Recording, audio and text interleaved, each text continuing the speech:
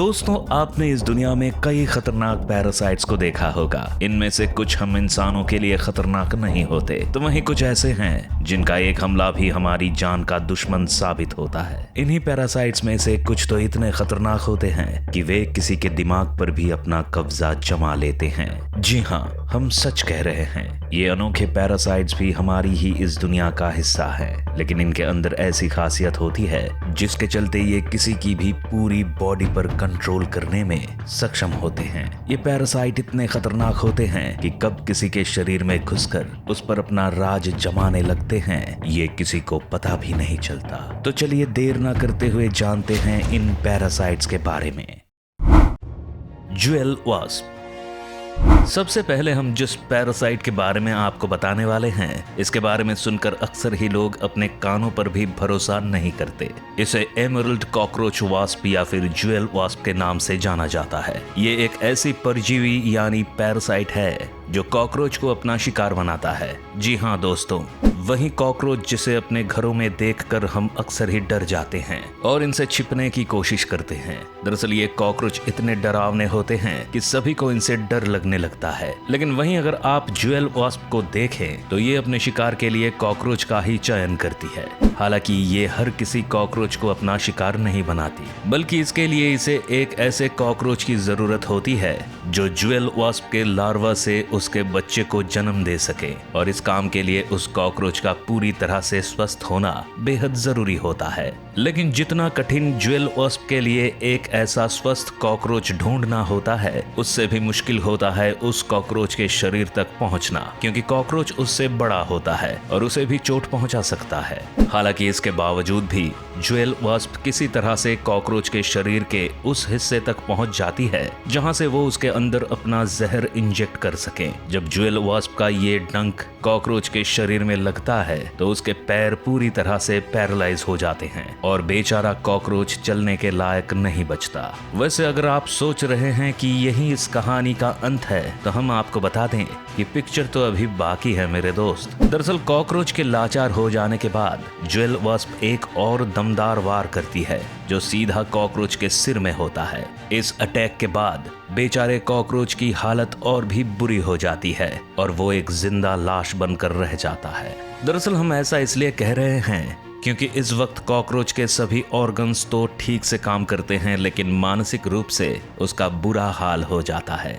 यहाँ तक कि वो अपने किसी भी ऑर्गन को कोई इंस्ट्रक्शन भी देने के हालत में नहीं होता। इतना होने के बाद ज्वेल वास्प अपना और भी आक्रामक रूप दिखाती है और कॉकरोच के एंटीना को तोड़कर उसमें से पूरा लिक्विड चूस लेती है। इसके बाद वो अपने इस शिकार को जमीन के नीचे बने किसी बिल या बरों में ले जाती है और फिर उसके शरीर में अपने अंडे छोड़ देती है। इसके बाद जैसे जैसे ज्वेल वास्प का लार्वा बढ़ने लगता है तो वो कॉकरोच के शरीर को अंदर से खाने लगता है। कुछ विशेषज्ञों का तो ये भी मानना है कि जब वो लार्वा कॉकरोच के शरीर को खा रहा होता है तो कॉकरोच को उसका पूरा दर्द भी महसूस होता है, लेकिन वो बेचारा वास्प के कंट्रोल में होता है, इसलिए तड़पने के अलावा कुछ नहीं कर पाता।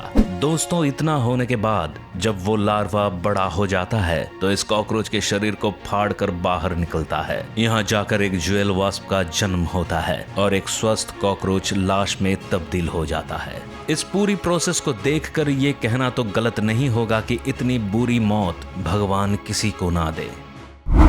यूहैप्लॉर्चिस कैलिफोर्नियंसिस। हमने अभी जिस पैरासाइट को देखा था उसका शिकार या होस्ट केवल एक ही जीव बनता है और उसके शरीर में घुसने से लेकर उसके शरीर से नया पैरासाइट बाहर निकलने तक एक प्रोसेस चलता है। लेकिन अब जो पैरासाइट आप देखने वाले हैं, इसके होस्ट एक या दो नहीं बल्कि 3 जीव बनते हैं। दरअसल इसका नाम यूहैप्लॉर्चिस कैलिफोर्नियंसिस है। ये एक ट्रॉपिकली ट्रांसमिटेड पैरासाइट है जो सदर्न कैलिफोर्निया के सॉल्ट वाटर मार्शेस यानी खारे पानी के दलदल में पाया जाता है, जबकि इसके host horn snails, killifish और शोर बर्ड्स बनते हैं। लेकिन ये पूरी प्रोसेस कैसे काम करती है, चलिए विस्तार से जानते हैं। दरअसल इस कहानी की शुरुआत होती है हॉर्न स्नेल्स के शरीर से, जहां इन पैरासाइट का जन्म होता है। हॉर्न स्नेल्स के शरीर में रहते होते हुए ये पैरासाइट धीरे धीरे उसकी बॉडी पर अपना कंट्रोल जमाना शुरू कर देता है। इसके बाद एक समय ऐसा आता है जब स्नेल पूरी तरह से इस पैरासाइट के कब्जे में आ जाता है। अब ये पैरासाइट स्नेल को पानी के करीब जाने पर मजबूर कर देता है और जैसे ही स्नेल पानी में या उसके पास जाता है तो फिर ये पैरासाइट पानी में चला जाता है। यहाँ से उसका काम होता है अपने अगले होस्ट को ढूंढना। दरअसल अब इसका होस्ट एक किलीफिश बनती है। ये पैरासाइट सबसे पहले पानी के द्वारा किसी किलीफिश के शरीर में घुसता है और बिना वक्त गवाए उसके दिमाग तक पहुंच जाता है। यहाँ उसका काम बेचारी फिश के नर्वस सिस्टम को तबाह कर उसके दिमाग पर अपना कंट्रोल करना होता है। अब जैसे ही एक बार वो अपने इस काम में सफल हो जाता है तो फिर किलीफिश वही करती है जो ये पैरासाइट उससे करवाना चाहता है। इस पैरासाइट के कंट्रोल में आ जाने के बाद उस फिश का दिमाग काम नहीं कर पाता और इसका इम्पैक्ट उसकी स्पीड के साथ ही अन्य एबिलिटी पर भी पड़ता है और वो गुस्सेल भी होने लगती है। इधर अपनी कम हुई स्पीड के कारण वो फिश बाकी किलीफिश के मुकाबले स्लो हो जाती है, जिसके चलते शिकारी पक्षियों की नजर में आने के उसके चांस भी काफी हद तक बढ़ जाते हैं। इधर दूसरी तरफ पक्षी भी ऐसे ही शिकार की तलाश में होते हैं जो उनकी पकड़ में आसानी से आ जाए।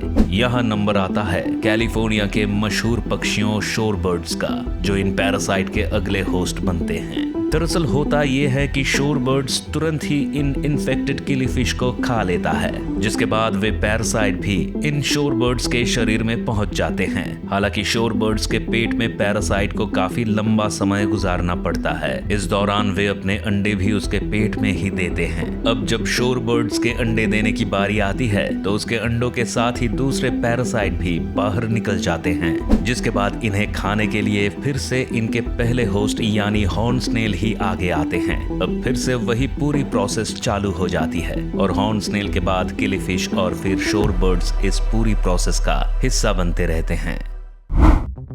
हाइमेनोएपिमेसिस आर्गीराफागा। आगे बढ़ते हुए आपको बता दें कि हाइमेनोएपिमेसिस आर्गीराफागा कोस्टा रिकन में पाई जाने वाली एक पैरासिटॉइड वास्प है, जो अपने अंडों को रखने के लिए एक स्पाइडर यानी मकड़ी को अपना शिकार बनाती है। दरअसल इस मकड़ी का नाम है ल्यूकॉग आर्गीरा। ये मकड़ी आमतौर पर एशिया, यूनाइटेड स्टेट्स और ब्राजील में देखने को मिलती है। अब अगर बात माइंड कंट्रोल की करें तो सबसे पहले पैरासिटॉइड वास्प अपने होस्ट यानी स्पाइडर के शरीर पर अपना घर बनाना शुरू करती है। इसके बाद ये स्पाइडर के पेट पर अपने अंडों को जमाना शुरू कर देती है। इस जगह पर कुछ दिन बीतने के बाद वास्प के लार्वा अपना काम दिखाना शुरू करते हैं और देखते ही देखते स्पाइडर के शरीर में से रस को चूसना शुरू करते हैं और एक केमिकल को इंजेक्ट करने लगते हैं। ये केमिकल उस स्पाइडर के लिए इतना खतरनाक साबित होता है कि उसका शरीर कब पैरासाइट के कंट्रोल में आ जाता है उसे भी ये पता नहीं चलता। अब स्पाइडर का बिहेवियर भी पहले के मुकाबले बदलना शुरू हो जाता है और वो एक नए तरह के जाल या वेब का निर्माण करना शुरू कर देती है। वैसे आपने आमतौर पर मकड़ियों के जाल को देखा ही होगा। ये काफी बारीकी से बुना हुआ और बेहद स्टिकी होता है, लेकिन पैरासाइट के कंट्रोल में स्पाइडर जिस जाल को बनाती है वो इससे बिल्कुल ही अलग दिखाई पड़ता है। ये बिना बारीकी के और कम स्टिकी बनाया जाता है। दरअसल ये जाल इसलिए बनाया जाता है ताकि लार्वा अपने लिए एक कोकून को बना सके। जैसे ही जाल बनाने की ये प्रोसेस खत्म हो जाती है वो लार्वा उस स्पाइडर को मारकर खा जाता है। इधर स्पाइडर का बनाया हुआ ये वेब यानी जाल कोकून को उसके शिकारियों से बचा कर रखता है और जैसे ही वास्प का जन्म होता है तो अगले कदम की प्रोसेस फिर से ऐसे ही शुरू हो जाती है।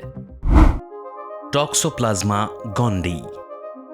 माइंड कंट्रोल करने के मामले में अब जिस पैरासाइट का हम जिक्र करने वाले हैं ये अपनी बेहतरीन एबिलिटी के लिए जाना जाता है। ये एक ऐसा प्रोटोजोआन पैरासाइट है जो अधिकतर वार्म ब्लडेड एनिमल्स को अपना होस्ट बनाता है। आपको बता दें इनमें हम इंसान भी शामिल हैं और इस पैरासाइट के कारण जो बीमारी जन्म लेती है इसे टॉक्सोप्लाज्मोसिस के नाम से जाना जाता है। इस पैरासाइट के आगे बढ़ने की कहानी किसी चूहे या फिर छोटे पक्षी के शरीर से शुरू होती है। दरअसल दरअसल ये पैरासाइट सबसे पहले चूहे और पक्षियों के शरीर में घुस जाता है और फिर उनके दिमाग पर हावी होने लगता है। एक बार जब ये जीव उस पैरासाइट के कंट्रोल में आ जाता है तो ये खुद ही शिकार होने के लिए बिल्लियों के पास जाने लगते हैं। वैसे बिल्लियों को तो आप जानते ही हैं कि इन्हें चूहे और पक्षी कितने अच्छे लगते हैं। फिर क्या, जैसे ही इनके सामने ये शिकार आता है तो बिल्ली उन्हें खा लेती है। अब इस जगह से पैरासाइट बिल्ली के शरीर में चला जाता है और उसे भी संक्रमित कर देता है। इसके बाद अगर वो पालतू बिल्ली है तो वो अपने मालिक और उसके परिवार के संपर्क में आकर उन्हें भी संक्रमित कर देती है। इसके अलावा उसके मल के संपर्क में आने से भी ये पैरासाइट फैलता है। तो दोस्तों, ये थे वो पैरासाइट जो किसी के दिमाग तक को अपने कंट्रोल में लेने से भी पीछे नहीं हटते हैं। वैसे आपको इनमें से कौन सा पैरासाइट सबसे दमदार लगा, हमें कमेंट्स में जरूर बताएं। और अगर आपको ये वीडियो पसंद आती है तो वीडियो को लाइक और चैनल को सब्सक्राइब करें। साथ ही बेल आइकॉन को दबाना ना भूलें और हमारी आने वाली सभी वीडियोस के नोटिफिकेशन सबसे पहले पाएं।